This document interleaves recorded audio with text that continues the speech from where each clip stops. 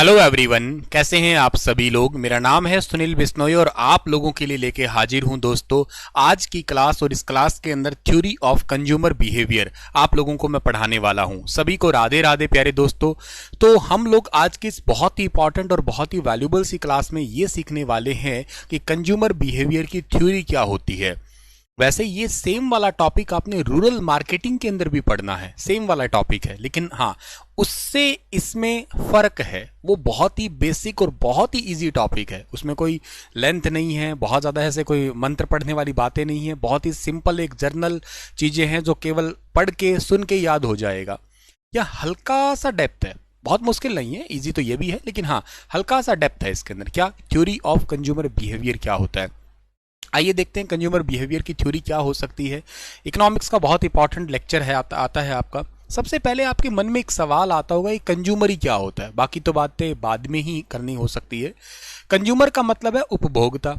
अच्छा, कंज्यूमर वो होता है जो चीज़ों को लेता है। चीज़ों को क्यों लेते हो आप लोग? चीज़ों को आप लोग इसलिए लिया करते हो ताकि आपकी जो नीड है वो फिलफिल हो जाए। भाई सिंपल सी बात है, मैंने इस माइक को क्यों लिया होगा? मैंने इस माइक को इसलिए लिया होगा ताकि मेरी ज़रूरतें पूरी हो जाए। सिंपल सी बात तो यही है ना कि मैंने माइक को इसीलिए लिया होगा। या फॉर एग्जांपल मैंने इस डिजिटल बोर्ड को क्यों लिया होगा? इस डिजिटल बोर्ड को मैंने इसलिए लिया ताकि मैं आप लोगों को पढ़ा पाऊँ। आपने इस कोर्स को क्यों लिया? ताकि आप लोग पढ़ पाओ, नोट्स बना पाओ, अपने पेपर को ठीक कर पाओ। ये सब कुछ इसीलिए तो हम लोग किया करते हैं। तो सिंपल सी बात है कि आप लोगों के पास में, आप कंज्यूमर हो, मैं कंज्यूमर हूं, हम सभी कंज्यूमर ही है।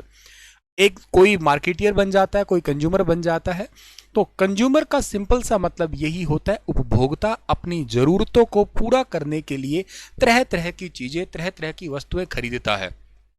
चीजें ले तो ली, लेकिन दूसरा पड़ाव ये आता है कि उस चीजों से हमें कितना संतुष्टि मिला, कितना हम सेटिस्फाई हुए उस चीज से, सेटिस्फिकेशन लेवल है वो क्या था हमारा। मान लेते हैं कि मैंने ये एक रिमोट खरीद लिया। इस रिमोट खरीदने से मुझे कितना लाभ मिला, कितना कितना मैं सेटिस्फाई हुआ। होता है ना कई बार किसी प्रोडक्ट का भी, हाँ यार ये इतना लेने से इतना बेनिफिट होता है, इतना सोच के ऐसा लगता है कि हाँ ये चलो हो गया है, इसका मतलब ये है, ऐसा हो गया है। तो ये जो आपने रिमोट लिया, इस रिमोट से आपको कितना ज़्यादा लाभ मिला, किस लेवल का लाभ मिला। एक रिमोट ये हुआ और एक रिमोट ये है। अब कई बार क्या होता है कि सेम चीज लेते हैं, सेम प्राइस पे ले लेते हैं, तो फिर दोनों में वैल्यू फॉर मनी कौन सा निकला? दोबारा किसी को रिकमेंड करते हैं कि नहीं करते कि ये रिमोट तुम लोगे कि नहीं लोगे? रिकमेंडेशन भी दोबारा आता है ना आपका। जैसे फॉर एग्जांपल क्या है कि आपने ये जो डिजिटल बोर्ड लिया, या कोई गाड़ी ली, या कोई किसी कंपनी का जूता लिया आपने, कोई कंपनी की शर्ट लिया आपने, तो फिर उसके बाद में क्या होता है, उसके बाद में रिकमेंडेशन आती है। हम किसी को बताया करते हैं कि ये चीज़ ठीक है, कि ये चीज़ गलत है, या दोबारा लेना पसंद करेंगे कि नहीं करेंगे। ये सब कुछ आता है बिहेवियर में, ये सब कुछ बिहेवियर में ही आता है। ये सब कुछ बिहेवियर का मतलब सिंपल सा तो होता है, व्यवहार होता है, ठीक है ना। व्यवहार का साधारण मतलब तो आप लोग अच्छे से जानते ही हो कि जैसे फॉर एग्जांपल आप मुझसे बात की आपने, ठीक है ना, मैंने आपको कहा हेलो, हाउ आर यू, कैसे हैं आप। ये मैंने आपसे बोला। इस बात बोलने से, या मेरे बोलने के टोन से, या मेरे बोलने के तरीके से आप ये डिसाइड कर पाओगे कि हम इनसे अगली बार बात करें या ना करें। किस तरीके का व्यवहार था। हम कह देते ना यार इस इंसान का व्यवहार बहुत अच्छा है।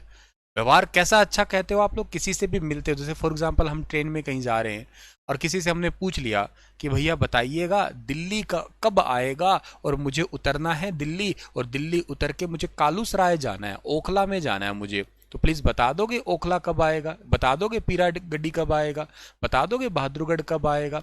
तो वो आपको बड़े प्यार से ट्रीट करे कि देखो ऐसा है कि यहाँ से तीसरा स्टॉप आएगा, वहाँ पे उतर जाना, या आप चिंता ना करो, आप निश्चित होकर बैठ जाओ, जब भी वो स्टेशन आएगा मैं बड़ा अलर्ट हूँ, मैं आपको बता दूंगा, या मैं आपके साथ ही उतरने वाला हूँ वहाँ पे, तो आपको उतार दूंगा और वहाँ से मैं आपको रास्ता भी बता दूंगा। इसके बाद आप ये जज कर लेते हो, वाह यार क्या बात है, बिहेवियर बहुत अच्छा था। दोबारा आप हो सकता है ऐसे, कई बार ट्रेन में हम लंबा सफ़र करते हैं तो बहुत अच्छे अच्छे मित्र बन जाते हैं। मैं मेरी बताता हूँ, मेरे बड़े मित्र बनते हैं ऐसे ट्रेन में, बस में जब यात्रा करता हूँ। थोड़ा बातूनी हूँ, बातें करने का थोड़ा सा ज़्यादा ही शौक है, तो मैं ऐसे घुल मिल जाता हूँ किसी के साथ में भी, और फिर बातें करने लग जाता हूँ, तो जनरली बड़े मित्र बनते हैं। फ़ोन नंबर भी एक्सचेंज हो जाते हैं, और इवन अभी भी कनेक्टिविटी में है, वो मेरे से बात करते हैं, मैं भी उनसे कभी, मतलब बात इन द सेंस कि ठीक है व्हाट्सअप पे एक दूसरे से बात कर लिया है, फेसबुक से एक दूसरे से बात कर लिया है, कुछ समहाउ ऐसा समझिएगा आप लोग, ठीक है। तो कंज्यूमर बिहेवियर क्या होता है, कंज्यूमर बिहेवियर को टेक्निकली स्टडी करने की कोशिश करो आप लोग, तो कुछ ऐसा निकल के आता है सर हमारे पास में कि is the study of individual customer और कस्टमर एंड ऑर्गेनाइजेशन और group behaviour while selecting purchasing using and disposing of the goods idea and the services so they can meet their want and needs। यानी कि क्या है, उपभोक्ता व्यवहार वस्तु विचारों और सेवाओं का चयन है, खरीद उपयोग और निपटान करते समय व्यक्तिगत ग्राहक संगठन समूह का व्यवहार का एक अध्ययन होता है। भैया आपने कोई सामान खरीदा है, ठीक है ना, सबसे पहले तो आप ये देखते हो कंज्यूमर बिहेवियर में, पहले तो क्या सिलेक्ट करते हो आप कोई सामान खरीदने से पहले, तो मैं सिलेक्ट करूंगा ना कि जैसे मैंने डिजिटल बोर्ड लिया तो कौन सी कंपनी का मुझे लेना था। मैंने इस डिजिटल बोर्ड के लिए लगभग 2 से 3 महीने तक रिसर्च की थी, बहुत सारी कंपनियां मेरे पास में अवेलेबल थी। मेरे पास में यहाँ पे कंपनी मैग्जब थी, मेरे पास में एलजी थी, बैंक्यू थी, और बहुत सारी कंपनियां थी, तरह तरह की नई नई मार्केट की कंपनी थी। तो मैंने बहुत सारे रिसर्च किया। कैमरा मुझे लेना था तो मुझे कैमरा से पहले मैंने बहुत सर्च किया कि कौन से सोनी का लूँ, पैनासोनिक का लूँ, कैनन का लूँ, ऐसे कई सारी कंपनियां मेरे आगे घूम रही थी। तो पहले तो हम प्रोडक्ट को सिलेक्ट करते हैं, फिर मैंने पैनासोनिक का कैमरा लिया, पर मैंने एक कंपनी सिलेक्ट कर ली कि मुझे पैनासोनिक मेरे अकाउंट के अकॉर्डिंग या मेरे बैलेंस के अकॉर्डिंग या मेरी नीड के अकॉर्डिंग मुझे फिल करेगा। दूसरा, फिर मैंने परचेजिंग कंडीशन पे गया, परचेजिंग बिहेवियर भी चेक किया जाता है, सिलेक्ट करने में मुझे कितना ईज हुआ। अब देखो कैसे सिलेक्ट करते हैं, बहुत सारे प्रोडक्ट सेम सेम होते हैं, लेकिन कुछ ऐसे प्रोडक्ट होते हैं जो हीरो प्रोडक्ट होते हैं, जो देखते ही सिलेक्ट हो जाते हैं। जस्ट लाइक कैसे सर, जैसे कि प्रिंटर की बात करता हूं मैंने रिसेंट एक प्रिंटर खरीदा। अब वो प्रिंटर, वैसे मार्केट में बहुत सारे प्रिंटर थे अवेलेबल, कैनन, मैंने ब्रदर का प्रिंटर खरीदा है, ठीक है ना, लेकिन मार्केट में कैनन का प्रिंटर था, एचपी का प्रिंटर था, और बहुत सारी तमाम कंपनियां थी जिनका प्रिंटर अवेलेबल थे। मुझे ऐसा प्रिंटर चाहिए जिसमें वाईफाई हो, मुझे ऐसा प्रिंटर चाहिए जो आगे पीछे दोनों साइड भी प्रिंट कर दे, मोबाइल से मतलब प्रिंट कर दे इन द सेंस वाईफाई भी हो, डुप्लेक्स भी जैसे कि दोनों पीछे आगे पीछे कर दे, स्कैनर भी इसमें हो, एडीएफ भी जिसमें हो, ये सब चीजें होनी चाहिए उसके अंदर। और थोड़ा सा बजट फ्रेंडली भी होना चाहिए ताकि मैं उसको जल्दी खरीद पाऊं, मेरे लिए इजीली अफोर्डेबल भी हो वो। तो मुझे वो प्रिंटर दिखा, इसके आगे मुझे कोई कंपैरिजन नहीं करना पड़ा। तो मतलब क्या है, ये सिलेक्ट, मतलब सिलेक्ट जल्दी हो गया ना, क्योंकि मेरी सारी नीड को फुलफिल वही कर रहा था और कोई कर ही नहीं रहा है। तो मैं कंफ्यूज ही नहीं हुआ कि और कहीं जाऊं, दुकानों पे चक्कर काटूं, कौन सा देखूं, बढ़िया बता दो कौन सा है, ये कौन सा है, वो कौन सा है। ये कंज्यूमर बिहेवियर में आता है, ध्यान रखिएगा पहली चीज। दूसरी बात आता है परचेजिंग में। परचेजिंग करने का मतलब है कि खरीदने में मुझे कितनी आसानी हुई है, उसे जल्दी मिल रहा है क्या, कहीं कोई की दुकान पे कह दे कि भैया अभी आपको 10 दिन वेट करना पड़ेगा, मेरी नीड थी आज, 10 दिन वेट करना पड़ेगा, खरीदने में टफ हुआ है, महंगा है, सस्ता है, प्राइसिंग वगैरह भी देखना पड़ता है। अब मैंने ले तो लाया घर पे, अब वो गुड्स जो है ना, उस गुड्स की सर्विसेज मुझे कैसे मिल रही है, सर्विस क्या है, मुझे उसका बेनिफिट हुआ है कि नहीं हुआ, उसको मैंने 1 साल, 1 महीने, 2 साल यूज़ किया, उसके बाद में मुझे कितना अच्छा मिला रिजल्ट उससे, क्या मैंने उससे सही प्रिंटिंग कर पाया, क्या कोई प्रॉब्लम हुई, क्या इंजीनियर जब उसकी सर्विस करवानी पड़ी तो इंजीनियर इजीली अवेलेबल हुए क्या, ये सब चीज़ें आती है कंज्यूमर बिहेवियर में। समझे, ठीक है sir.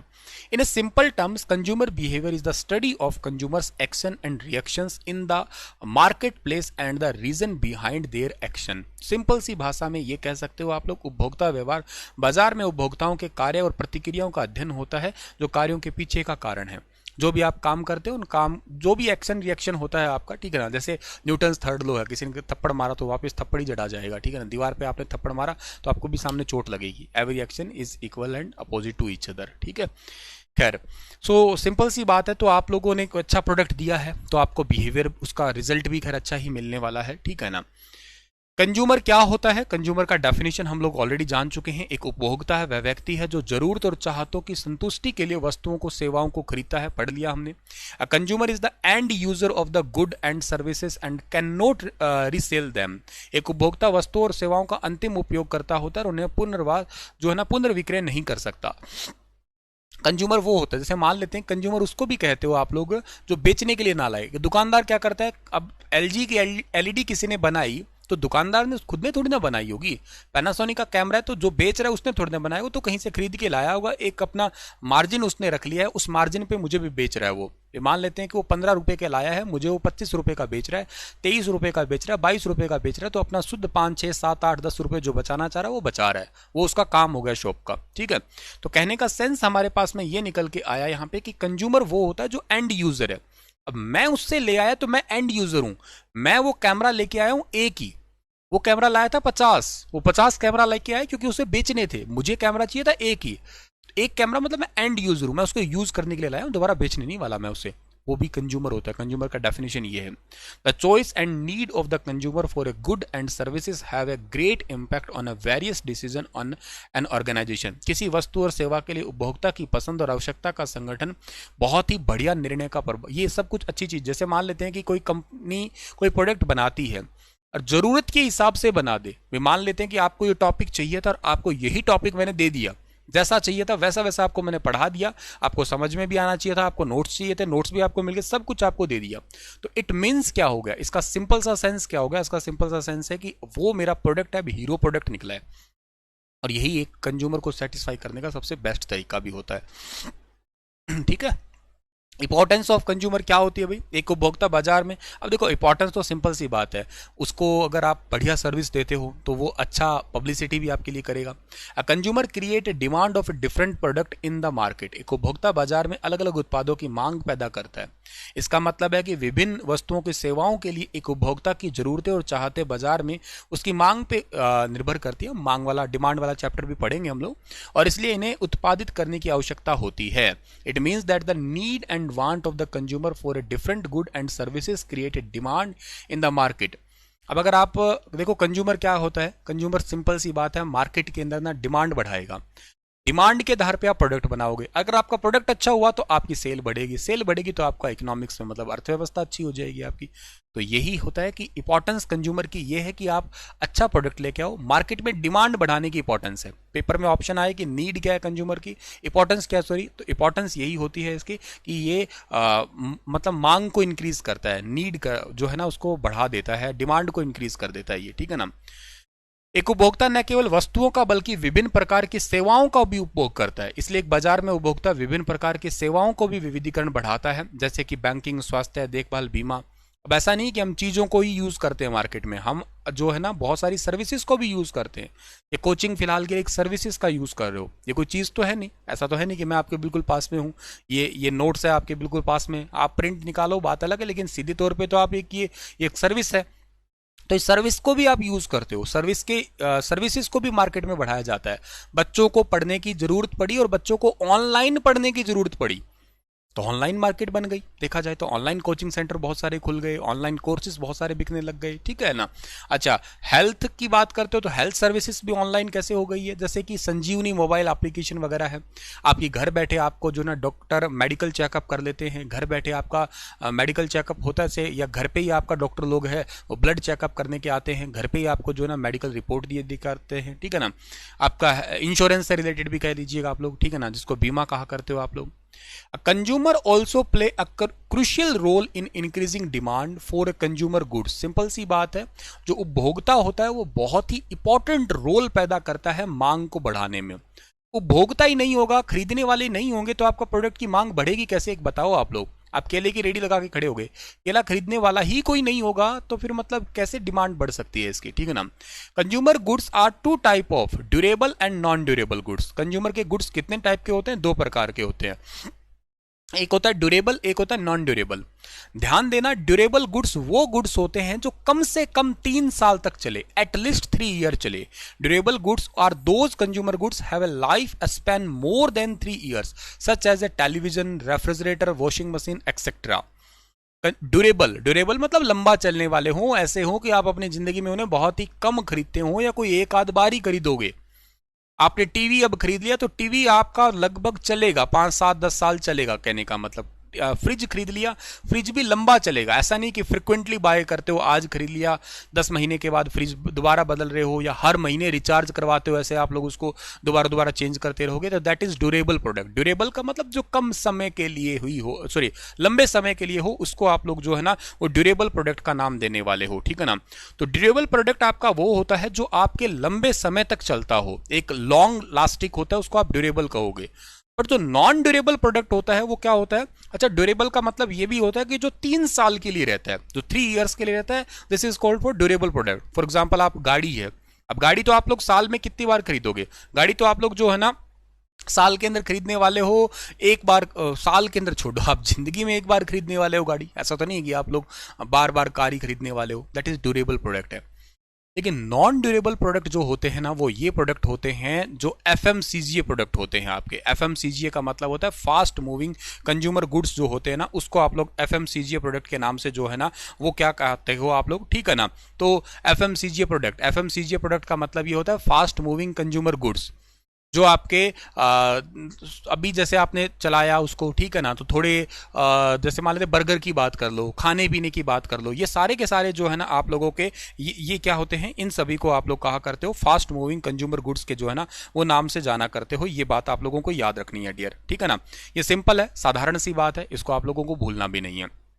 So, however, non-durable goods are those consumer goods that have a lifespan of less than 3 years and can be single-use goods such as drink, snacks, fruits, etc.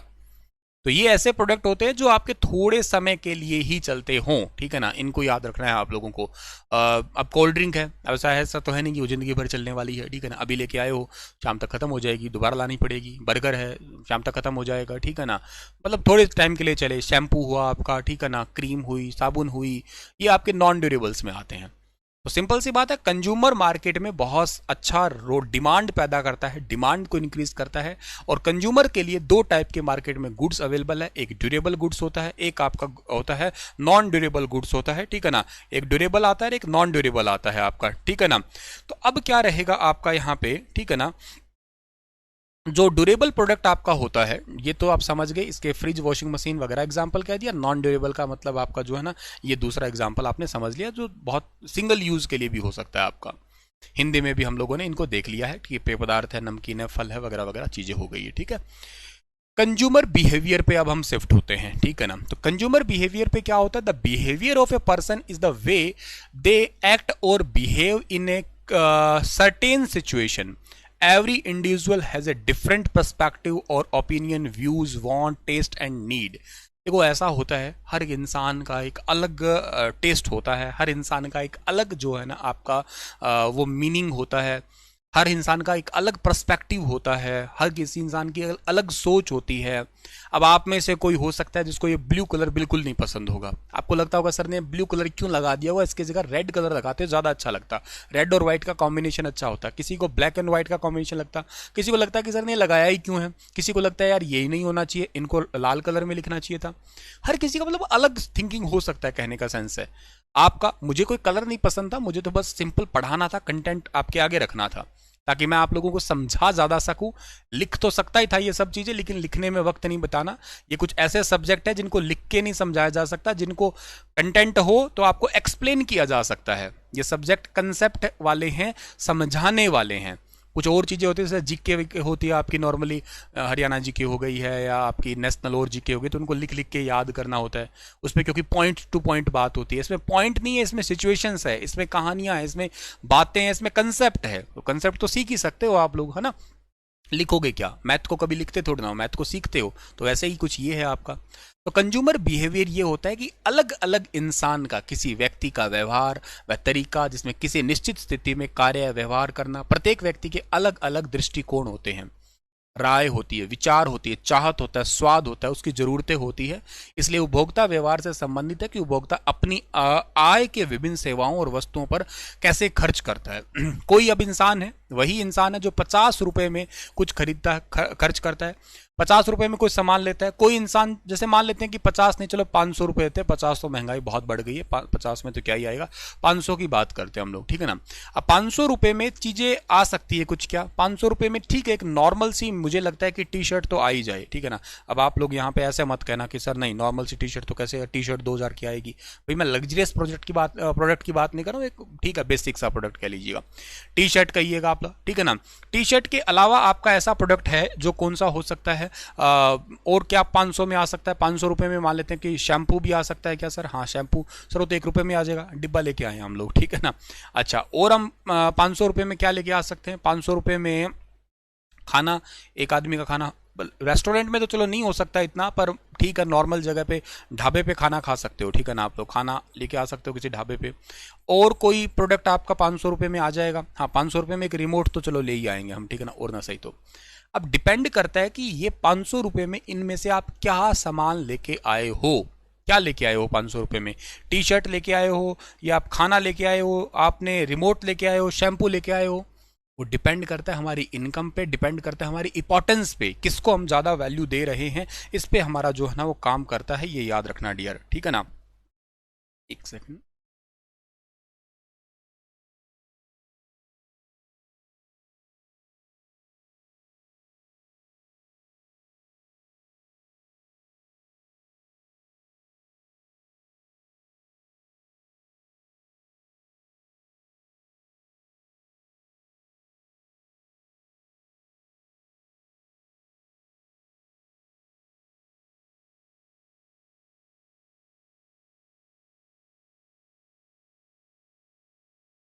ठीक है, तो समझ गए इस बात को आप लोग, तो ये कंज्यूमर बिहेवियर जो है ना हमें समझ में आ चुका है, ठीक है। उदाहरण के लिए एक उपभोक्ता है, उसके पास में 2000 रुपए है, और उसके पास पैसा खर्च करने के लिए अलग अलग विकल्प है, जैसे कि फिल्में देख सकता है वो, ठीक है ना, कपड़े लेके आ सकता है, भोजन है, तो अलग अलग तरीके हैं जिनसे पैसे खर्च कर सकता है। या तो एक विकल्प है पूरी राशि खर्च कर दे वो, हो सकता है 2000 रुपए में साढ़े 2000 के कपड़े ले आए वो, ठीक है ना, या ये राशि दो या दो से अधिक, मतलब दो या दो से ज्यादा चीजों में डिस्ट्रीब्यूट कर दे ये। तो ये उपभोक्ता अपने पैसे का उपयोग करता है, तो वह उसका व्यवहार दिखाता है कि क्या उसका व्यवहार था, यूज करने का भी व्यवहार है, कोई प्रोडक्ट को यूज किया उसके बाद में उसको कितना लाभ मिला है, ठीक है ना, वो चीजें भी जो है ना इसके अंदर शो होती है आपकी। अब और इस चैप्टर के अंदर घुस जाते हैं हम लोग, और ज्यादा इंपॉर्टेंट हो जाता है ये चैप्टर, धीरे धीरे आगे बढ़ रहे हैं ना। अब तक चीजें सिंपल है, समझ में आ रही है, सिंपल ही अभी है, आगे भी सिंपल ही, इतने टेंशन ना लेना कि ऐसा कुछ हो कि समझ में ना आए, ठीक है ना। एकदम इजी चीजें हैं, और इजी नहीं है तो इजी बना भी देंगे, कोई टेंशन क्यों लेते हो। यूटिलिटी की बात करते हैं अब हम लोग। यूटिलिटी, अच्छा देखो यूटिलिटी का हिंदी क्या होता है, यूटिलिटी का हिंदी होता है उपयोगिता, इसका हिंदी ये होता है आपका, ठीक है ना। तो utility is the want satisfying power of a consumer for a specific commodity. उपयोगिता एक विशिष्ट वस्तु के लिए उपभोक्ता की वांछित संतुष्टि शक्ति है। मैं लेके आया मार्केट से कपड़े, और कपड़े मैंने पहने, पहनने के बाद मुझे कितना ज्यादा सेटिस्फिकेशन मिला, कितना ज्यादा मैं सेटिस्फाई हुआ, कितना ज्यादा मेरे लिए यूजेबल था ये, अब वो यूटिलिटी में मेजर करूंगा, मैं बताऊंगा। कोई असर, आप वैसे तो फीलिंग नहीं बता सकते नो डाउट, ठीक है, लेकिन हाँ कंपैरिजन करके आप बता दोगे कि यार ये शर्ट मैंने ली थी रेड टेप की, और ये शर्ट ली मैंने मुफ्ती की, तो मुफ्ती ज्यादा अच्छा है कि रेड टेप ज्यादा अच्छा है, ये चीज जो मैं डिसाइड करके बता सकता हूं, कोई खास बड़ी बात नहीं है, ठीक है ना। तो एक उपभोक्ता उस वस्तु की खपत से प्राप्त होने वाली उपयोगिता के आधार पर किसी वस्तु की मांग का निर्णय करता है। सरल शब्दों में उपयोगिता किसी विशिष्ट वस्तु की उपभोग के बाद ही पता लगेगा। मतलब यूटिलिटी तो तभी पता लगेगी ना, जैसे मैंने मार्केट से टीवी खरीदा था, ठीक है ना, और मैंने एलजी का टीवी लिया था। अब एलजी कंपनी का टीवी मैंने लिया लाइफ्स गुड का, और एलजी का टीवी ने मुझे कितना ज्यादा बेनिफिट दिया, कितना ज्यादा मुझे जो है ना बेनिफिट दिया। बेनिफिट का मतलब ये होता है कि इसने मुझे कितना लाभ दिया, इससे मुझे कितना ज्यादा बेनिफिट हुआ, क्या क्या इसकी सर्विसेज थी। कभी खराब हुआ था एलजी का टीवी तो मैंने इंजीनियर को कॉल किया तो मेरे पास वो आए कि नहीं आए, ठीक है, ठीक करके दिया कि नहीं दिया। वैसे तो कोशिश ये थी कि कभी खराब ही नहीं हुआ, सही बढ़िया चलता रहा, बेचारा हुआ तो जल्दी ठीक हो गया, मुझे ज़्यादा दिक्कत नहीं महसूस हुई। अब कभी भी कोई मुझसे पूछेगा कि सुनील सर आप बताओ टीवी लेना है कौन सा लेना है, मैं तुरंत कहूंगा भैया एलजी का टीवी ले लो, बहुत अच्छा है। क्यों अच्छा है कि सर्विसिंग बहुत अच्छी है, क्वालिटी बहुत अच्छी है, सब कुछ ठीक है इसका। ये होता है कंज्यूमर की बिहेवियर में यूटिलिटी। कंज्यूमर बिहेवियर तो सिंपल है, पर उसकी यूटिलिटी, बिहेवियर तो मतलब मैंने सामान खरीदा हो गया, वो लगा लो आप लोग, ठीक है ना। खरीदने का मेरा तरीका क्या था, कैसे इन्वेस्ट किया है मैंने, वो लगा लीजिएगा आप लोग। लेकिन यूटिलिटी मैंने यूज करने के बाद उसकी जो संतुष्टि का लेवल है वो चेक करेंगे हम लोग। सेटिस्फाई में जो है ना वो कितना हुआ हूं, ये भी आप लोगों को यहां से याद कर लेना है डियर, ठीक है ना। चलो अगली बात में जो है ना आगे बढ़ते हैं हम लोग यहाँ पे, ठीक है ना। नेक्स्ट हमारे पास में स्टडी ऑफ कंज्यूमर बिहेवियर में दो चीजें बहुत ज्यादा जरूरी है आपकी, ठीक है ना। दो चीजें मोस्ट इंपॉर्टेंट है आपका यहाँ पे, ठीक है ना। क्या, एक तो होता है कार्डिनल यूटिलिटी होता है, और एक होता है ऑर्डिनल यूटिलिटी होता है आपका, ठीक है ना। एक होता है क्या, कार्डिनल यूटिलिटी, एक होता है ऑर्डिनल यूटिलिटी। कार्डिनल और ऑर्डिनल में क्या डिफरेंस है ये देखना है हम लोगों को, ठीक है ना, कि कार्डिनल किसे कहते हैं और ऑर्डिनल किसे कहते हैं ये देखते हैं हम लोग। अभी आपको मैं बहुत बड़ा सिंपल सा डिफरेंस जो है ना बताता हूं क्या है, कि कार्डिनल यूटिलिटी क्या है। कार्डिनल उपयोगिता दृष्टिकोण के तहत हम मानते हैं कि उपयोगिता का स्तर मापा जाता है संख्याओं के अंदर। कार्डिनल को आप लोग मेजर किया करते हो किसके अंदर, नंबर्स में। एक यहां पे मैं लिख देता हूं, इसको आप लोग हमेशा मेजर करोगे किसके अंदर, नंबर में मेजर करोगे, संख्या में, नंबर्स में। कितना अच्छा लगा, अभी यूटिल्स बताऊंगा, इसके यूनिट में मेजर करोगे आप लोग कितना अच्छा लगा उस यूटिल के हिसाब से। लेकिन यहां मेजर करोगे ऑर्डिनल के अंदर आप लोग प्रेफरेंसेस के हिसाब से, ठीक है ना। यहां आप लोग बात करोगे कि प्रेफरेंस जो है ना वो किसको देंगे हम लोग। भाई जैसे मान लेते हैं कि मेरा अगर पिज्जा और बर्गर है, तो मैं पिज्जा खाऊंगा तो मुझे ज्यादा अच्छा लगेगा कि मुझे बर्गर खाऊंगा तो ज्यादा अच्छा लगेगा।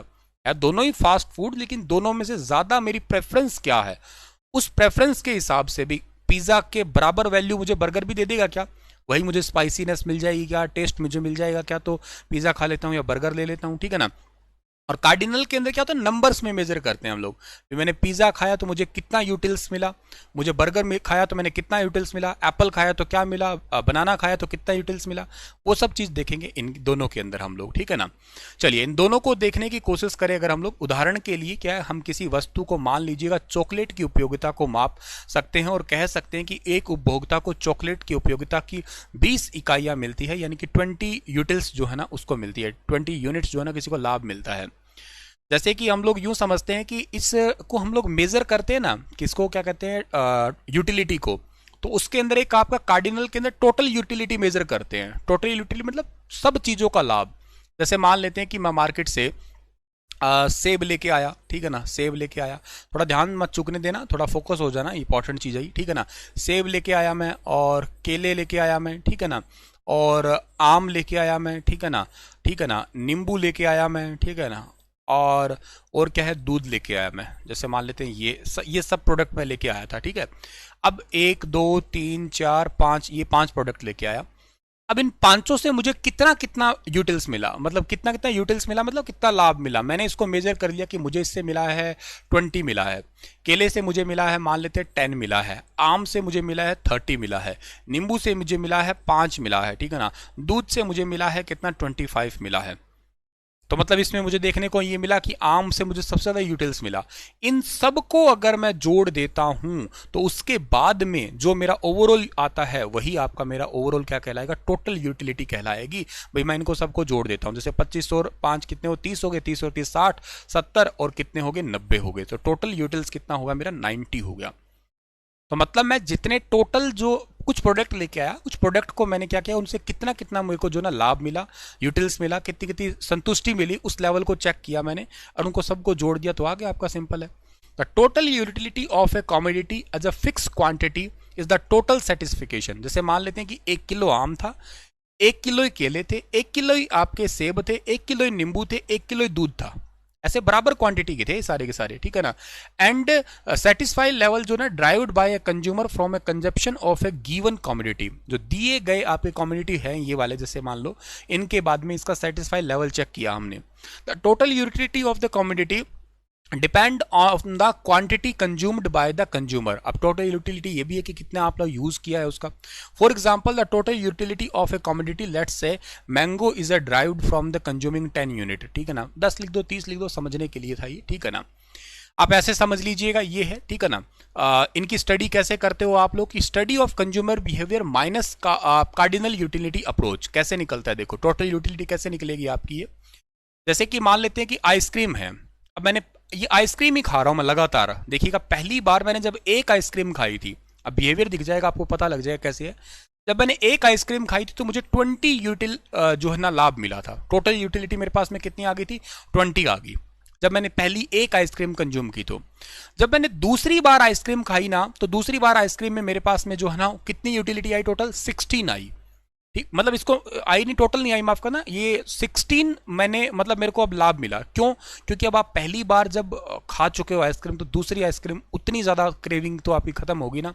लेकिन अब तक टोटल कितनी होगी आपके पास में? टोटल इन दोनों का जोड़ के निकलता है, ध्यान रखना। 20 प्लस में 16, यानी कि अब आपके पास में होगी 36। क्योंकि पहले वाली खाई है, पेट तो भरा ही है, नहीं यूं समझो, पहले इतना पेट भर गया 20, अब 16 पेट भर गया, दोनों को मिला 36 हो गया। अब आप तीसरी आइसक्रीम ले आए, तीसरी से थोड़ा और कम अच्छा लगेगा आपको अब, ठीक है ना। क्या है? 10 आपको यूटिल्स मिला, ठीक है ना। 10 यूटिलिटी आपने ड्राइव करी। ओवरऑल कितनी होगी आपके पास में? अब आप इसमें से और जोड़ दीजिएगा, ये 10 और जोड़ दीजिएगा, 36 में 10 जोड़ दिया, कितना हो गया आपका? 40। मतलब ये समझो ये इस तरीके से जुड़ जुड़ के आगे आ रहा है, ये इसमें जोड़ा तो ये निकल के आ गया, सिंपल सा बात है आपका, ठीक है। चलो, अब आपने चौथी आइसक्रीम खाई, चौथी आइसक्रीम खाई तो अब आपको ना 4 यूटिलिटी मिला, 4 मिला। अब इसके अंदर और जोड़ दीजिएगा आप लोग, ठीक है ना। 4 जोड़ दिया, 40 में 4 जोड़ा, कितना हो गया? 50 हो गया। ओवरऑल आपका पेट 50 भर गया, आप, ठीक है ना।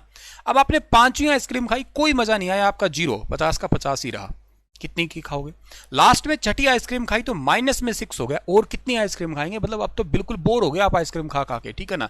तो आपका क्या है कि यहां से -6 किया आपने तो कितना बच गया? 44।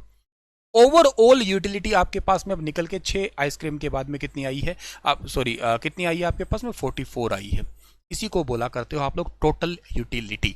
इसको ही आप लोग टोटल यूटिलिटी निकालने का तरीका कह सकते हो। ऐसे निकालते हो टोटल यूटिलिटी आप लोग। कैसे निकालोगे? स्टडी ऑफ कंज्यूमर बिहेवियर, ये टोटल यूटिलिटी माइनस में आप लोग मतलब पिछली से माइनस करते रहो, निकालते रहोगे आप लोग, सिंपल सी बात है। समझे हो आप लोग, ठीक है ना। माइनस में कार्डिनल यूटिलिटी अप्रोच, ठीक है ना। एक दूसरे से माइनस करते रहेंगे पिछले से, तो निकलता रहेगा। समझ में आप लोगों को जो है ना वो आया होगा, एकदम साधारण सी बात है, ठीक है ना। ये देख लेना आप लोग, ठीक है ना, ठीक है। चलिए सर, आगे बढ़ते हैं हम लोग, इसको आप लोग नोट कर लेना।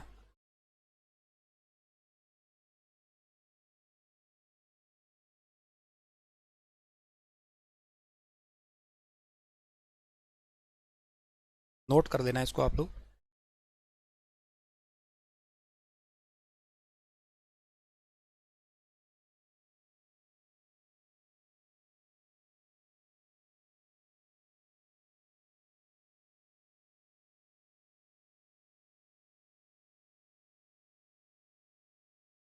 चलिए, ये बहुत ज़रूरी था नोट करना आपके लिए, ठीक है ना। क्या कि आप यहाँ आइसक्रीम की जगह एप्पल भी लिख सकते थे, कुछ और भी लिख सकते थे आप लोग समझने के लिए कि हाँ इसका मतलब ये था, इसका मतलब ये था, ठीक है।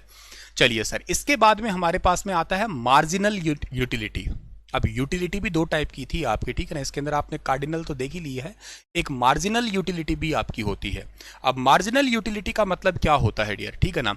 The marginal utility of A commodity is the change in its total utility because of the consumption of one additional utility of the commodity.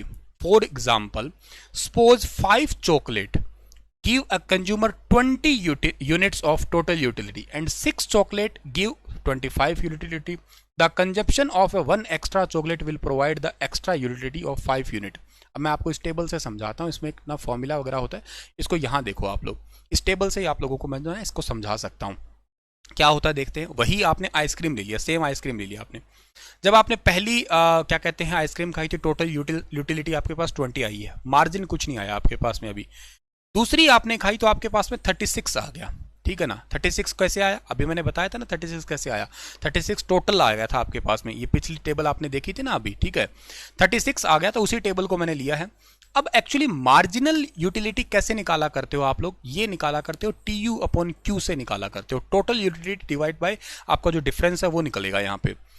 20 और 36 में कितना डिफरेंस है? 16 का डिफरेंस है। दोनों में यूनिट कितना चेंज हुआ है? यूनिट एक चेंज हुआ है, तो 16/1 बराबर आंसर क्या आ गया आपका यहाँ पे? 16 आ गया। सिंपल सी बात है ये, ठीक है ना। यही बात है आपका, ये एकदम सिंपल सी बात है। टोटल यूटिलिटी कितनी है आपके पास में? 20। पहली आइसक्रीम खाई तो 20 मिला। ध्यान से समझना, ये मार्जिनल यूटिलिटी थोड़ा सा कंफ्यूज कर देगी, मार्जिन निकालना है हमले को। मार्जिन कैसे निकालना है, पहली आपके पास में 20 है, दूसरी आपने कहा टोटल 36 होगी। अभी पिछले वाला सेम एग्जांपल है, 36 कैसे हुई समझ गए थे तुम लोग, ठीक है ना। अब क्या है कि मार्जिन निकालना होता है तो मार्जिन तो 2 का ही निकलेगा ना, ठीक है ना।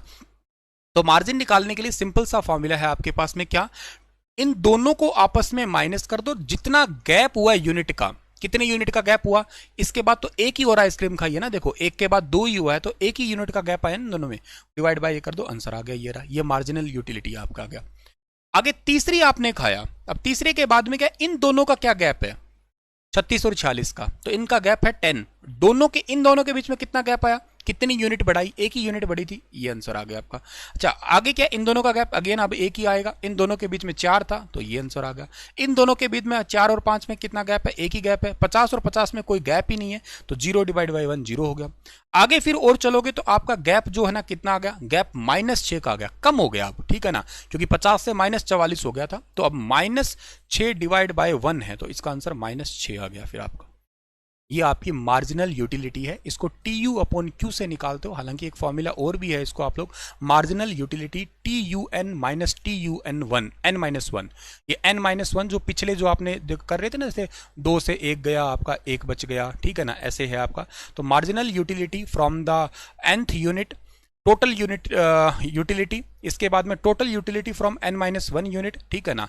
ये मुश्किल फॉर्मूला है जिससे आप निकाल नहीं पाओगे, फॉर्मूला केवल याद कर सकते हो कि हाँ ये फॉर्मूला होता है, हो सकता है कि कई पेपर में खाली फॉर्मूले से सवाल पूछ ले, लेकिन मेन जो सवाल आपको निकल सकता है आंसर वो इससे निकल जाएगा, TU/Q से, इससे जल्दी सॉल्व होगा आपका, एकदम सिंपल है, डिफरेंस देना है आपको। इसको लिख लो कॉपी पे आप लोग, एकदम सिंपल है, प्लीज लिख लीजिएगा इसको, साधारण सी बात है।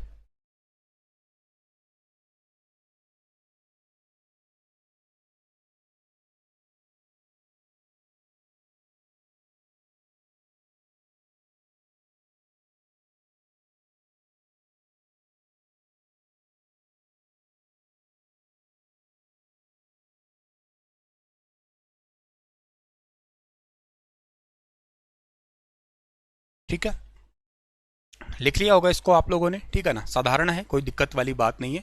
तो study of consumer behaviour minus में मार्जिनल यूटिलिटी को आपको मतलब इस मतलब माइनस क्या इन द सेंस आप चेक करो तो MU का मतलब है change in total utility, change in number of units, ठीक है ना, इसके अंदर ही आप लोग देखने वाले हो डियर, ठीक है।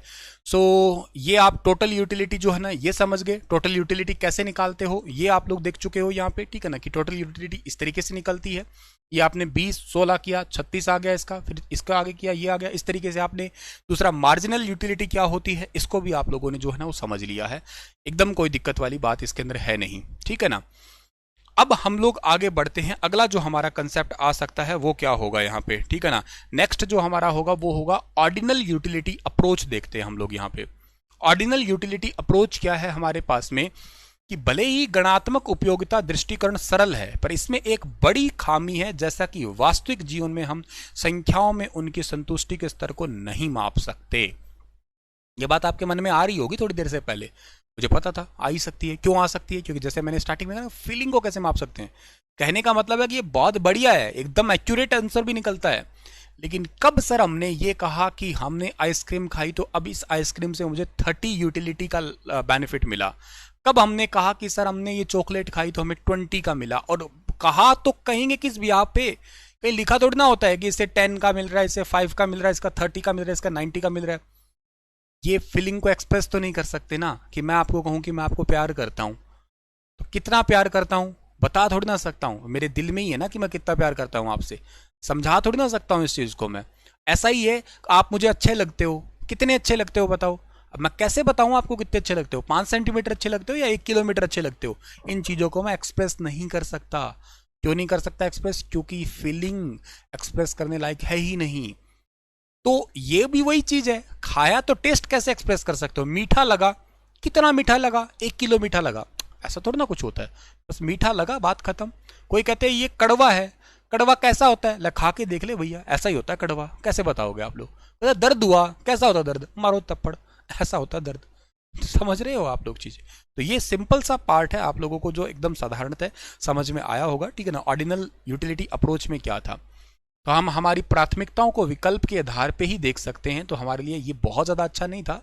अब हमारे पास में जो अगला आता है पार्ट, ठीक है ना, उदाहरण के लिए दो वस्तु है जैसे सेब और केला है, तो उपभोक्ता दोनों वस्तुओं का उपयोग करता है और केले से अधिक सेब पसंद करता है, तो हम कह सकते हैं कि सेब जो है ना उसके लिए ज़्यादा अच्छा है, ज़्यादा यूटिलिटी में आता है, जिसको हम लोग अब आते हैं इस वाले पार्ट पे, ठीक है ना। अब हमने कार्डिनल तो देख लिया था, तो ऑर्डिनल के अंदर हम यही तो चीज़ पढ़ रहे थे। ऑर्डिनल के अंदर क्या आता है, ऑर्डिनल यही चीज़ें है आपकी जो आपको प्रेफरेंस के आधार पे बता रहा है। और अभी मैंने कहा था ना केला और सेब का एग्जाम्पल लिया मैंने, तो अब आप इस टेबल में देखिएगा इस टेबल में जो है ना कॉम्बिनेशन ऑफ एप्पल एंड बनाना है, ठीक है ना। तो जैसे क्या है कि यहाँ पे ये एप्पल है, एक सेब जो है ना वो 15 किलो के बराबर है। ये आपकी ना उस प्रकार की तुलना दिखाई है इसके अंदर। यहां पे आपको इन डिफरेंसेस कर्व के माध्यम से मेजर करते हो आप लोग। In differences curve refer to the graphic representation of various alternative combination of bundle of two goods among which the consume in different. ये इनडिफरेंट कर्व जो है ना ये हमें दिखाता है कि अलग अलग चीजों को जब हम यूज कर रहे होते हैं तो उनका कंपैरिजन शो करवाता है हमें कि इसके मुकाबले हमें ये कितना सेटिस्फाई कर रहा है। जैसे अगर मैं एक सेब और 15 केले बराबर ही है मेरे लिए, ठीक है ना। अच्छा, यहाँ पे 2 सेब और 10 केले बराबर है, यहाँ पे 3 सेब और 6 केले बराबर है, यहाँ पे 4 सेब और 3 केले बराबर है, यहाँ पे 5 सेब और 1 केला बराबर है, यूं समझ लो, ठीक है ना। इस तरीके से आप लोग इन्हें काउंट कर सकते हो। कोई भी और तरीका और भी चीजें ले सकते थे आप लोग, यहाँ पे इनको इन डिफरेंसेस कारों में यहाँ पे दिखाते हो, ठीक है ना। तो यहाँ पे क्या होता है, ये वाई एक्सिस है या एक्स एक्सिस है। एक्स एक्सिस और वाई एक्सिस पे किन को रखा जाता है इस बात को भी यहाँ पे ध्यान देना है डियर, ठीक है ना। अब क्या रहेगा आपका यहाँ पे, तो इसका मतलब पता है क्या चीज है, ये बनाना जो है ना आपका इस वाई एक्सिस पे वो पदार्थ रखे जाते हैं वाई एक्सिस पे जो सेक्रीफाइस करते हैं। सेक्रीफाइस करते हैं मतलब क्या है कि यूं समझो कि दान दे देते हैं, समझिए, घट जाते हैं, घटते लिख देता हूं मैं, ठीक है ना, घटते हैं, ठीक है ना, ध्यान रखिएगा। यहाँ सेक्रीफाइस, और यहाँ वो होते हैं आपके जो गेन करते हैं, ठीक है ना, यहाँ जो होते हैं वो गेन करते हैं। अब आप ये देखो, ये पहले 15 थे, 15 से 10 हो गए, 10 से 6 हो गए, 6 से 3 हो गए, 3 से 1 हो गया। ये सेक्रीफाइस करने वाले हैं ना, ये धरो, ये 1 से 2 हुआ था, 2 से 6 हुए थे, 6 से 4 हुए, 4 से 5 हुए, ठीक है ना। इन चीजों को आपको याद रखना है डियर, ठीक है ना। एकदम सिंपल सी बात है आपका यहाँ पे, ठीक है ना। इसको आप लिख लीजिएगा कॉपी पे अच्छे से एक बार।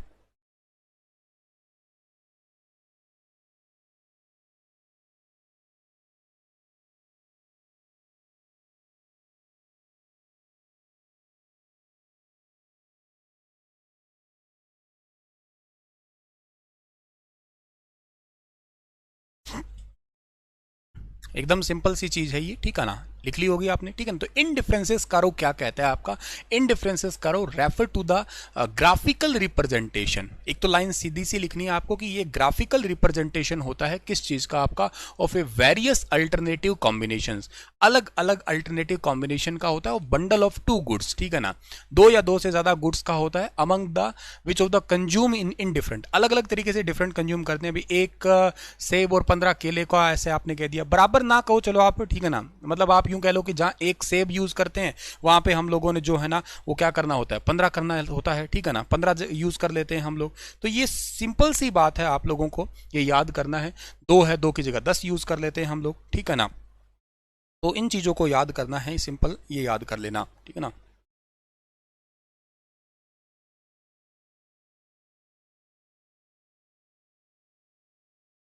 ठीक है बात, चलिए सर अब हम आगे बढ़ जाते हैं, अगले पड़ाव पे जाते हैं डियर, ठीक है। What is the difference between cardinal and ordinal approach. अब आपको ना मतलब एमसीक्यू भी तो सिलेक्ट करने हैं, थ्योरी तो खैर आप लोगों ने समझ ली है कि अब आप लोगों ने जो है ना अप्रोच समझनी है कि कार्डिनल अप्रोच और ऑर्डिनल अप्रोच में डिफरेंस क्या होता है। तो देखते हैं, देखो कंसेप्ट ये कहता है कि according to the cardinal approach utility is an objective concept. ये एक ऑब्जेक्टिव कंसेप्ट है। According to ordinal approach utility is subjective, ठीक है ना, ये आपका एक सब्जेक्टिव होता है। Utility can be measure in a cardinal number such as 10, 15, 20, यही तो पढ़ाया था मैंने। Utility is a psychological feeling and it can not be measured in the number, it can B ranked और कंपेयर्ड। इसको क्या है कि आप नंबर से कंपेयर नहीं कर सकते डियर, ठीक है ना। तो वो क्या है आप लोगों का यहाँ पे कि आप लोग इसको ये याद रखिएगा कि कितना हमें प्रेफरेंस देती है, कितना हमें अच्छा फील करवाती है, वो चीज़ हम लोग देखने वाले हैं। ये मेजरमेंट के अंदर आता है आपका। जैसे मान लेते हैं कि सेब से हमें कितना लाभ मिला, ठीक है ना, केले से हमें कितना लाभ मिला, ये सब चीज़ें किसके अंदर आती है, ऑर्डिनल्स के अंदर चेक कर सकते हो आप लोग। और प्रैक्टिकली तो इसी पे फील करते हो आप लोग, मतलब सेब मीठा लगता है कि नहीं लगता आपको, अमरूद मीठा लगता है कि नहीं लगता, ये सब चीज़ें ही देखते हो ना आप लोग इसमें। ऐसे थोड़ा ना होता है कि अमरूद से मुझे 10 यूनिट्स का बेनिफिट मिला है, 30 यूनिट्स का बेनिफिट मिला है, ये चीज थोड़ा ना चेक करते हो आप लोग ये, ठीक है। अल्टरनेटिव नेम क्या है, it is also called as marginal utility analysis. इसमें टोटल यूटिलिटी और मार्जिनल वैसे दो टाइप की होती है, पर इसको आप मार्जिनल भी कह सकते हो, क्योंकि पिछले से अब आपको कितना लाभ मिला, गैप करोगे, अब पिछले से अब कितना मार्जिन मिला, ऐसे कंपेयर करोगे आप लोग। It is also called as indifference करो, ये मैंने करो बताई नहीं, इनडिफरेंस करो से मेजर करते हो आप लोग दोनों को, ठीक है ना। अच्छा, प्रेजेंटेशन क्या है, it is presented by doctor Alfred Marshall. अच्छा, एक साइंटिस्ट का नाम है, हो सकता है पूछ ले HSC आपसे, हो सकता है ना भी पूछे, पर ठीक है बता रहा हूं मैं आपको, एल्फ्रेड मार्शल, ठीक है ना, ये याद करना। या कोई भी पेपर आपसे है पूछ लेते हैं, यूपीएससी में भी ये चीजें आती है, पूछ ली जा सकती है, कोई भी एक मतलब एक फैक्चुअल क्वेश्चन बन सकता है, कहने का सेंस ये है। It is presented by doctor JR Hicks, ठीक है ना, इसको याद कर लीजिएगा डियर, आप लोगों को ये याद करना है डियर, ठीक है ना। तो ये सिंपल सी बात है आपका, ठीक है ना। तो इस चीज को आप लोगों को जो है ना याद करना होगा। अगली बात ये है कि अप्रोच क्या है, it is a classical approach, it is a modern approach. Classical approach मतलब सदियों से चली आ रही हो सकती है, कह सकते हो, या एक स्टैंडर्ड तरीका कह सकते हो आप लोग, जो किताबी तरीका कह सकते हो, थ्योरेटिकल वे कह सकते हो, but it is a modern approach. आज के टाइम में जरूरत क्या है, अच्छा क्या लग रहा है, ठीक है ना। अब मुझे कोई कह दे कि एग्जाम्पल से ढोकला कह दे, चलो मैं मेरा पर्सनल बता रहा हूँ, एक तो ढोकला है, ढोकला चलो फिर भी ठीक है, मुझे अच्छा लगता है। मुझे क्या नहीं, मैगी की बात करते, मुझे मैगी बहुत ही कम पसंद है, ना के बराबर पसंद है, ठीक है ना। तो मुझे कोई मैगी कहे और मैगी के कंपैरिजन में मुझे कहे कोई मसाला डोसा, पनीर डोसा कहे, ये दो चीजें कंपेयर में रखे कि बताओ आप मार्केट में लेने जा रहे हो, तो इसको आप बताओ कौन सा लेना पसंद करोगे, किस बिहाफ पे। मैं कहूँगा मुझे मैगी पसंद नहीं है तो मैं उस हिसाब से नहीं लूंगा, मैगी से ज़्यादा मुझे सेटिस्फाई करेगा वो डोसा जो है ना, वो ज़्यादा अच्छे से मुझे सेटिस्फाई करेगा। तो ये मेरी मॉडर्न अप्रोच है ना, मैं उसमें यूटिल कहाँ निकालने बैठ जाऊंगा, ठीक है। One good model, it is a one community model. In this approach, consumer use one commodity at a time and tell how much he gets satisfied. अब इसमें तो क्या था, आपने देखा एक ही आइसक्रीम ली थी और उसी आइसक्रीम के पीछे पड़े रहे आप। एक ही गुड का मॉडल है ना, कंपेयर किससे कर सकते हो। इसमें सिंपल ही था बस कि एक आइसक्रीम से पहली बार लिया तो कितना फायदा मिला, कितना संतुष्ट हुए, दूसरी बार से कितना हुआ, तीसरी बार से कितना, चौथी बार में कितना, ऐसे आपने एक ही के पीछे पड़े रहे। यहां पे क्या होता है, यूज मोर देन वन, कई सारी चीजें एक टाइम में आप लोग देख सकते हो। आप क्या 10 चीजें पड़ी है, आप कंपेयर करके पूछे, अमरूद पड़ा है, सेब पड़ा है, केला पड़ा है, संतरा पड़ा है, आम पड़ा है, बता दो इनमें से कौन सा किसके बराबर। तो आप एक साथ कईयों को कंपेयर करके बता सकते हो कंपेरिजन में। ये अगेन वही इस टाइप का ही आपका डिफरेंस हो गया ये, ठीक है ना। फोटो के माध्यम से भी समझ सकते हो आप लोग। कार्डिनल में क्या होता है कि पिज्जा गेट मतलब कार्डिनल में आप लोग देखो 60 यूटिल्स लिख दिया, इसका 40 यूटिल लिख दिया बर्गर का, लेकिन यहाँ प्रेफरेंस है आपका। अगर आपको पिज्जा पसंद है तो आपने फर्स्ट प्रेफरेंस पिज्जा को दी है, अगर ये ना होता तो आपके पास में सेकंड प्रेफरेंस जो है ना आप इस बर्गर को देने वाले होते, ठीक है ना। एकदम साधारण सी बात है ये, ठीक है सर, ये चीज हम समझ गए हैं। यहाँ पे स्टडी ऑफ कंज्यूमर बिहेवियर क्यों किया जाती है, स्टडी की बात अगर हमारे सिलेबस में मेंशन है तो क्या होता है कि व्हाट कंज्यूमर बाय, क्या कंज्यूमर बाय करता है, ठीक है ना। स्टडी की बात करते हो, व्हेन दे बाय, कब वो बाय करता है, व्हेन दे बाय, और इसके बाद में क्या होता है कि where they buy, how often they buy it and how often they use it. कहने का मतलब ये है, कहने का सिंपल सी बात है कि आप कंज्यूमर बिहेवियर का अध्ययन करना है, ये क्या कहलाता है। इसका मतलब ये होता है कि कोई आदमी जो है ना क्या खरीद रहा है, कब खरीद रहा है, कहाँ खरीद रहा है, कब उसका यूज कर रहा है, कैसे कैसे उसको जो है ना कंज्यूम किया, क्या उसको बेनिफिट मिला, इन्हीं चीजों की ही स्टडी कहती है आपकी ये। Influences of consumer behaviour, consumer behaviour के कुछ इन्फ्लुएंसेस होते हैं आपके, जैसे इंटरनल और एक्सटर्नल दोनों होते हैं। एक तो होते हैं पर्सनल फैक्टर, एक होता है साइकोलॉजिकल फैक्टर आपके। पर्सनल इंटरनल में क्या आता है, देखो पर्सनल के हिसाब से आप age, income, occupation, lifestyle, personality, इन पे डिपेंड करता है। साइकोलॉजिकल क्या होता है, मतलब कोई चीज है किस किस आधार पे कौन कौन खरीदेगा, मतलब ये इफेक्ट करता है। कितनी उम्र का बच्चा खरीदेगा, किस हिसाब से है, क्या धंधा है। जैसे मान लेते हैं मेरा काम है मैं कोई चीज़ें खरीदूंगा तो स्टडी से रिलेटेड कोई खरीदूंगा। मार्केट में जाऊंगा तो मुझे ज़्यादा प्रेफरेंस मिलेगी किताबों की, नोट्स की, कॉपी की, पेन की, डायरी की। रियलिटी भी है, मेरा ध्यान ज़्यादा रहता है इन पे ही है। या फिर पढ़ाने लायक मेरे कोई गुड्स है, जैसे मेरा माइक देखूंगा कोई बढ़िया टेक्नोलॉजी का आया है क्या, कोई कोई डिजिटल बोर्ड में कुछ नई टेक्नोलॉजी आई है क्या, पढ़ाने में कुछ आया क्या, कमेंट्स के लिए कुछ अलग आया है क्या। मतलब मैं इन्हीं चीज़ों पे प्रेफरेंस देख करने वाला हूँ ना, कहने का सेंस है। लाइफस्टाइल पे, पर्सनैलिटी पे वो डिपेंड करता है कैसा है इंसान। कोई इंसान किसकी पर्सनैलिटी कैसी होती है वो वैसे ही प्रोडक्ट लेना पसंद करता है। मुझे पर्सनली जैसे कपड़ों की बात करता हूँ तो बहुत ज़्यादा पसंद में कुर्ता पजामा आता है। अच्छा लगता है कि एक ट्रेडिशनल कुर्ता पजामा, गले में पटका डाल के बहुत ही कंफर्टेबल फील करता हूँ मैं उसमें। तो कहने का मतलब ये है कि ये एक मेरा पर्सनल फैक्टर है, ये मेरा पर्सनल फैक्टर है, ठीक है ना, कि मैं ऐसे कपड़े पहनना पसंद कर रहा हूँ। साइकोलॉजिकल फैक्टर क्या है? साइकोलॉजिकल किसी ने आपको कहा है कि ऐसा लेना चाहिए, इस प्रोडक्ट पे ये काम आता है, आपका खुद का परस्पेक्शन भी हो सकता है, आपकी लर्निंग, आपके बिहाफ, आपका एटीट्यूड, वो सब चीज़ें आती है इसमें। कल्चरल की बात करते हो तो कल्चर, सब कल्चर एंड सोशियो क्लास है।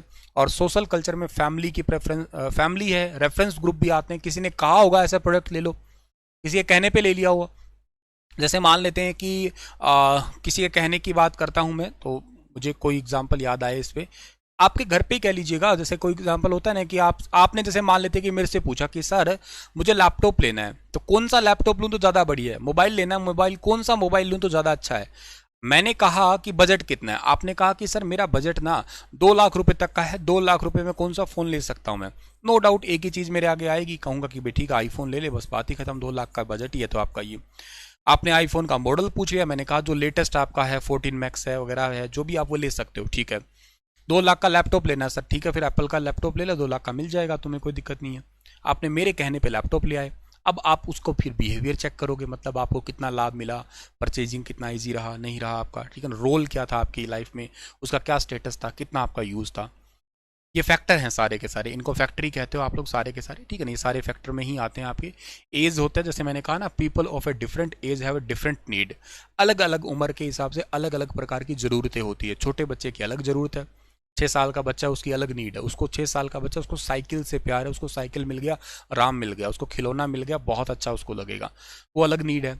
Occupation, professional, business and salaried person have a different demand. किसी का अलग प्रकार का अलग जॉब है, अलग प्रकार की जॉब में अलग अलग डिमांड है। कोई खेती कर रहा है तो उसको ट्रैक्टर बहुत पसंद आएगा, हैरो, कल्टीवेटर वो लेके आएगा। कोई इंसान दूध का काम कर रहा है तो उसको दूध से रिलेटेड कोई प्रोडक्ट है वो ज़्यादा पसंद आएंगे। कोई इंसान मान लेते हैं कि पढ़ाने का काम कर रहा है तो पढ़ाने से रिलेटेड कोई प्रोडक्ट लेके आएगा। कोई इंसान मान लेते हैं बिजनेस कर रहा है तो बिजनेस से रिलेटेड प्रोडक्ट लेके आएगा। लाइफ साइकिल स्टेज की बात करते हैं, न्यूली बॉर्न है, टीनेजर है, बैचलर्स है, मैरिड है या पेरेंट है, ग्रैंड पेरेंट है, उन पे भी डिपेंड करता है। न्यूली बच्चा है उसके लिए कुछ अलग प्रोडक्ट होगा, उसकी खुद की अलग ही नीड होगी। टीनेजर्स की अलग नीड होती है, बैचलर्स की अलग होती है, शादीशुदा नहीं है तो एक अलग ही लाइफ, खुली लाइफ, अलग ही जिंदगी। मैरिड की बात करते हो तो मैरिड है, एक जिम्मेवारियों की जिंदगी है, ठीक है ना। आप अपने से ज़्यादा किसी और के बारे में, किसी और नहीं मतलब अपने बेटर हाफ के बारे में जो है ना आप सोच रहे होते हो कि ठीक है इनको क्या अच्छा लगता है, इनको अभी ये चीज़ दी जाए ठीक रहेगी, उनको अच्छी। देखो एक इंसान शादी होने के बाद में बिल्कुल बदल जाता है, ठीक है ना। हमने अपने घर पे अपने पापा को बदलते देखा है, पापा को हमने ऑब्जर्व किया है, आपने भी ऑब्जर्व किया होगा कि वो कितना ज़्यादा सेक्रीफाइस करते हैं। खुद के लिए वो सामान नहीं लाते हैं लेकिन वो हमारे लिए लाते रहते हैं, हम मंगवाते रहते हैं, लाते रहते हैं, ना भी मंगवाए तो हमारी वो नीड्स पूरी करते रहते हैं, वो साइकिल चलता रहता है। तो उनकी अब क्या है, अब उनका बिहेवियर अलग है, कंज्यूमर वो अलग हैं अब प्रकार के। बैचलर अब हम हैं तो बैचलर की हमारी एक अलग थिंकिंग पे चल रहे हैं, खुद के लिए जीना, खुद के लिए चलना करना, बस ऐसा कुछ होता है आपका, ठीक है ना। तो वो अपने हिसाब से कुछ प्रोडक्ट लेके आएगा, समझो। पेरेंट है वो अलग लेवल के हैं, अब मम्मी पापा हो गया, बच्चा हो गया, अब वो दोनों ही एक दूसरे उस बच्चे के बारे में सोचने लग जाएंगे, ठीक है ना। ऐसा कुछ हो गया। ग्रैंड पेरेंट है, कुछ अलग हो गया आपका, ठीक है ना। तो लाइफ साइकिल स्टेजेस भी होते हैं। लाइफ स्टाइल्स है, अचीवर है, स्ट्रगल है, स्ट्रीव्स है, मेकर्स है। पर्सनैलिटी की बात करते हैं तो एग्रेसिव पर्सनैलिटी है क्या, हर बात पे गुस्सा आ जाता है क्या, गुस्से वाला है क्या, शर्मीली पर्सनैलिटी है क्या, इंट्रोवर्ट है क्या, अपने ही से बातें करना, किसी से कुछ लेना देना ही नहीं, ठीक है ना। एक्सट्रोवर्ट है क्या, बहुत बातों नहीं होना, ठीक है ना। कंजर्वेटिव टाइप के है, एक्सपेरिमेंटल पर्सन है क्या, प्रैक्टिकल पर्सन है क्या। जैसे मैं करता हूँ, मुझे प्रैक्टिकल बातें बड़ी पसंद है, मतलब ऐसे घुमा फिरा के बातें करना, या ठीक है इसको ऐसे कह दूं, लपेट के बातें कह दूं, ठीक सा नहीं लगता। प्रैक्टिकली चीज एक्सपेरिमेंटल ठीक हूं मैं, ठीक है ना, वो ज़्यादा ठीक लगता है। सेल्फ कंसेप्ट है, वंस परस्पेक्शंस टुवर्ड देम सेल्फ, हम किसी के बारे में राय भी बना लेते हैं ना, तो समथिंग ये चीज़ें हैं। तो ये फैक्टर है, पर्सनल फैक्टर है, वो कंज्यूमर बिहेवियर पे जो आपके लागू होते हैं वो सब चीज़ें हैं आपके। ये एमसीक्यू बन सकता है कि इनमें से कौन कौन सा बिहेवियर है, तो हाँ ये सब चीज़ बिहेवियर में आती है। कंज्यूमर का बाइंग प्रोसेस क्या होता है वैसे, अगर इसके बारे में बात करें हम लोग, कोई कंज्यूमर है कोई चीज़ खरीदता है तो उसका वो क्या तरीका, बाइंग प्रोसेस क्या है। देखो सबसे पहली तो बात है कि प्रॉब्लम ऑफ रिकॉग्नाइजेशन, हमने लास्ट लेक्चर में भी पढ़ा था इस चीज़ को, कि कोई भी आप इकोनॉमी की बात करें तो इकोनॉमी की सेंट्रल इशू यही है कि आप खरीदने में ही सबसे बड़ा इशू है आपका, क्या खरीदें। मतलब या यूं समझो, कह रहे लास्ट लेक्चर में हमने ये समझा था कि हम क्या बनाएं, ये भी बहुत बड़ा इशू था। अब यहाँ पे मुद्दा ये आता है कि आप कंज्यूमर अगर बनते हो तो कंज्यूमर की सबसे बड़ा इशू होता है कि क्या खरीदें, या खरीदने का सही चीज़ क्या है। ये थोड़ी ना पता लगता कि सही क्या है गलत क्या है, ठीक है ना। अब इस चीज़ को तो यूज करने के बाद में ही तो पता लग सकता है ना कि सही क्या है गलत क्या है। ये आपका इंफॉर्मेशन सर्च, अब जब खरीदते ना उससे पहले रिकॉग्नाइज इंफॉर्मेशन है। जैसे मैं एग्जांपल अभी लेता हूँ इस चीज़ का, तो यहाँ पे अगेन मैं अपने इस डिजिटल बोर्ड का एग्जांपल ले लूँ, ज़्यादा ठीक लगेगा, ठीक है ना। मैंने इसको खरीदने से पहले, ठीक है ना, डिजिटल बोर्ड को खरीदने से पहले बहुत लंबा रिसर्च किया था, ठीक है ना, लंबा रिसर्च किया था। या कोई और कह सकते हो किसी चीज़ का, आप लोग कैमरा कह लो, प्रिंटर कह लो, लैपटॉप कह लो, चली गए। चलो मैंने लैपटॉप की बात कर लेनी है, ठीक है ना। लैपटॉप में मैंने अभी रिसेंटली एक मैक लिया था। अभी मैक लेने से पहले मेरी बहुत लंबी रिसर्च थी, मैंने बहुत दिनों तक सोचा था इसके बारे में, बहुत सारे मैंने रिव्यूज़ देखे थे लोगों के। मेरी नीड क्या थी, मेरी नीड थी एक्चुअली मुझे क्या करना है, मुझे वीडियो बनानी है, ठीक है ना, मुझे वीडियो रिकॉर्ड करनी है। और मुझे वीडियो रिकॉर्ड करनी है विदाउट एनी माइक करनी है, क्योंकि मैं माइक साथ लेके नहीं चल सकता हर जगह। मतलब ट्रैवल करने में मुझे इशू आ सकता है कि एक्चुअली ट्रैवलिंग का काम रहता है तो कोई बीच कहीं जा रहा हूँ मैं मान लो, तो ऐसा कुछ होना चाहिए कि बिना माइक के ताम झाम के हो जाए रिकॉर्ड, ठीक है ना। सेकंड मैंने देखा कि मुझे उसके अंदर अगर टच मिल जाए तो बहुत ही अच्छा है, उसके अंदर टच भी हो जाए तो बहुत अच्छी चीज़ है। थर्ड मुझे मिल जाए कि उसका जो वेट है यानी कि जो उसका भार है ना वो ना के बराबर ही हल्का हो। फोर्थ मुझे उसके अंदर ऑप्शन चाहिए था कि उसके अंदर ना बैटरी बैकअप जो है ना वो बहुत अच्छा होना चाहिए। फिफ्थ मुझे परफॉर्मेंस में तो कोई प्रकार का कॉम्प्रोमाइज़ मैं कर ही नहीं सकता था, सुपर डुपर सबसे लेटेस्ट प्रोसेसर उसके अंदर मुझे चाहिए था। अब मुझे इन सभी चीज़ों को एक ही जगह मिल रही थी, वो मिल रही थी मुझे एप्पल के अंदर बस एक चीज़ को छोड़कर, वो थी टच। टच नहीं मिल रही थी वहाँ पे। माइक नो डाउट बहुत अच्छा, वेट तो मैकबुक में है ही नहीं, ठीक है ना। और अगर बात करता हूँ उसके अंदर बैटरी लाइफ वो भी अच्छी, परफॉर्मेंस भी अच्छी, टच नहीं था। तो मैंने क्या किया यहाँ पे, ये कंज्यूमर का बिहेवियर बता रहा हूँ मैं आपको, ऐसा नहीं कि सोचो कि सर क्या बताने लग गई ये इस तरीके की प्रैक्टिकली चीज़ें होती है आपके यहाँ पे। अब मैंने क्या किया, कॉम्प्रोमाइज़ किया, क्योंकि मुझे टच बाकी चीज़ों में मिल रही थी, मतलब सैमसंग बुक मिल रही थी मुझे, एचपी बुक मिल रही थी, डेल बुक मिल रही थी मुझे, तोशिबा बुक मिल रही थी, लेनोवो बुक मिल रही थी, कई सारी बुक मतलब यहाँ पे ये लैपटॉप का ही नाम है, यहाँ पे तो 360 डिग्री फोल्ड हो जाते हैं। बट उनके साथ में इशू ये था कि वो लॉन्ग लास्टिक नहीं थी, लंबा नहीं चल सकती थी। अगली बात थी कि वीडियो में इशू आ सकता था, कहीं ना कहीं स्पीड में इशू आ सकता था, रॉयल्टी में भी खैर जाहिर सी बात है, कहीं एक एचपी को कंपेयर करें एक एप्पल के साथ में तो दोनों की जो एक समाज में भी इज्जत होनी चाहिए, जो आपने प्रोडक्ट लिया वो हीरो प्रोडक्ट होना चाहिए आपका, ठीक है ना, ये भी चीज़ें हैं। तो कहने का सेंस है कि मैंने कॉम्प्रोमाइज़ किया। तो इस तरीके से हम क्या करते हैं, इन्फॉर्मेशन लगाते हैं। ये इन्फॉर्मेशन सर्च थी हमारी, खरीदने से पहले मैंने कंपेयर किया, इन्फॉर्मेशन ली, ठीक है ना। उसके बाद में क्या कि अल्टरनेटिव भी होते हैं आपके, ठीक है ना, सॉरी हाँ जी, अल्टरनेटिव एवोल्यूशंस होते हैं आपके।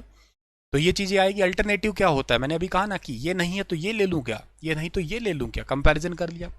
परचेज डिसीजन, अब फाइनल क्या होता है, मेरे पास में कंपनी आ गई निकल के कि हाँ ठीक है भैया, मेरे पास में एक कंपनी आ गई यहाँ पे कि एप्पल आ गई, मेरे पास में एचपी आ गई, मेरे पास में डेल आ गई, मेरे पास में तोशिबा कंपनी आ गई, ठीक है ना, बहुत बढ़िया कंपनी। वैसे मैंने इसका एक बार लैपटॉप यूज़ किया हुआ है बहुत लंबे टाइम तक, तोशिबा का सुपर कंपनी है, बहुत बढ़िया लैपटॉप है। तोशिबा के एसी भी बड़े अच्छे होते हैं, ठीक है, कम आते हैं हालांकि, इतने फ्रिक्वेंटली नहीं बिकते हैं। तो कहने का सेंस है कि मैंने इन सभी में से क्या किया, फाइनल डिसीजन बना लिया कि चलो मुझे एप्पल ही लेना है, बस बात खत्म, नो डाउट। मैं टच स्क्रीन से कॉम्प्रोमाइज़ कर लूँगा, कोई दिक्कत नहीं है। टच के लिए मैं टैब रखना पड़ेगा मुझे, और तो क्या कर सकते हैं, पर ठीक है टच से मैं कॉम्प्रोमाइज़ कर लेता हूँ, बाकी सब चीज़ें वेल एंड गुड है। वो मैं मतलब परफॉर्मेंस से कॉम्प्रोमाइज़ नहीं कर सकता, टच से तो बिल्कुल कर ही सकते हैं। फिर पोस्ट परचेज बिहेवियर, ये फाइनल आता है आपका। अब खरीदने के बाद मुझे लग कैसा रहा है, क्या मुझे जो मैंने सोचा था वो चीज़ मुझे मिल रही है कि नहीं मिल रही? मुझे स्पीड चाहिए थी, क्या स्पीड चल रही है? क्या क्या परफॉर्मेंस मिल रही है? क्या मुझे क्या इशू आ रहा है? क्या खरीदने का इशू? ये कंज्यूमर बाइंग प्रोसेस बिहेवियर कहलाते हैं। कोई चीज़ खरीदो तो खरीदने का बिहेवियर क्या है, ये आपको रूरल मार्केटिंग में भी काम करेगा, ये आज वाला टॉपिक, ठीक है ना। इकोनॉमी में थोड़ा यूं है कि जैसे ये आपने मार्जिन वगैरह, कार्डिनल ऑर्डिनल ये पढ़ा, ये आपको वहां नहीं मिलेगा, बाकी सब चीज़ें तो आपको वहां पे ही काम आएगी ये, ठीक है। तो ये चीज़ों को आप लोगों ने देखा है, ये सब चीज़ें आप लोगों की थी, ये सिंपल और बहुत ही इंपॉर्टेंट थी। ये डिफरेंस आप लोग जरूर याद कर लेना, ठीक है ना। ये डिफरेंस बहुत ज़रूरी थे आपके लिए कि क्या होता है कार्डिनल, क्या होता है ऑर्डिनल, ठीक है ना। दोनों का डिफरेंस बहुत जरूरी था। इस चैप्टर की मेन दो जान थी ना, वो जान इसी में ही बसी हुई थी, इन्हीं से रिलेटेड आपकी कह सकते हो आप लोग, ठीक है ना। इस टेबल को एक बार के लिए मैं फिर से रिवाइज करवा देता हूँ। एक टेबल तो मैंने पढ़ाया है, दूसरा टेबल आप लोगों को एक बार ये रिवाइज करवा देता हूँ। ये रिविजन टेबल है, ठीक है ना। यूटिलिटी इज ऑब्जेक्टिव कंसेप्ट है। पेपर में पूछे कि बताओ इनमें से यूटिलिटी किस टाइप का कंसेप्ट है, ऑब्जेक्टिव है। ये कैसा है, ये सब्जेक्टिव है। इसको आप कैन बी मेजर, मतलब इन टर्म ऑफ नंबर, इसको आप मेजर नहीं कर सकते। ये क्या होता है कि utility can be express in term of the money और यूटिल्स, इसको आप पैसे के आधार पे भी बोल सकते हो ना। ऐसे भी कह सकते हो ये इतने रुपए की आती है, ऐसे कह दो आप लोग, ठीक है ना। ये रुपए में कहते हैं ना, हर चीज को पैसे में नहीं तोल सकते, बस वही बात है। Utility can be express in term of A preference, ये प्रेफरेंस में आती है। इनके डेफिनेट नंबर होते हैं, फिक्स नंबर होते हैं, लाइक 1 2 3 4 5 6 ऐसा कुछ आपका है। लेकिन इनका कोई भी डेफिनेट नंबर नहीं होता, इनको आप फर्स्ट सेकंड थर्ड इस तरीके से चूज करते हो कि पहला कौन सा है, दूसरा कौन सा है, तीसरा कौन सा है, छठवां कौन सा है, 15वां कौन सा है, इस तरीके से इनको काउंट करते हो आप लोग। नॉन मॉनेटरी फंक्शंस होते हैं आपकी, यूटिलिटी कैन बी कंसिडर्ड। तो ये कोई ये आपके non monetary factors influencing utility are considered. तो जनरली आप लोग जो देखा जाते हो तो यूटिलिटी को मॉडर्न इकोनॉमी के अंदर जो है ना काउंट किया करते हो। आज के ज़माने में हम लोग अगर किसी पे डिपेंड है ना, तो हम लोग डिपेंड इसी पे ही है, ऑर्डिनल पे ही है, मॉडर्न वाले पे है। क्योंकि प्रैक्टिकली देखा जाए तो वो कार्डिनल थोड़ा सा मुश्किल हो जाता है, टफ हो जाता है प्रैक्टिकल के अंदर, तो ठीक है। तो चलिए दोस्तों, ये सेशन था आपका कंप्लीट। उम्मीद है कि आपको बहुत ढंग से समझ में आया होगा, ठीक है ना। रेटिंग देना आपका काम है, ठीक है ना, कि क्या रेटिंग है। 1 to 5 में आप लोगों को बेस्ट रेटिंग 5 दे सकते हो, ठीक है ना। और अपना इंपॉर्टेंट फीडबैक भी आप लोगों को जरूर याद रखना है, ठीक है। तो शुक्रिया एंड राधे राधे डियर। मैंने आपको बारीकियां समझाने की कोशिश की। आप एक बार फिर से भी इस लेक्चर को देख सकते हो रिवीजन करने के लिए 2x की स्पीड पे, आपको काम आएगा ये, ठीक है ना। शुक्रिया, राधे राधे।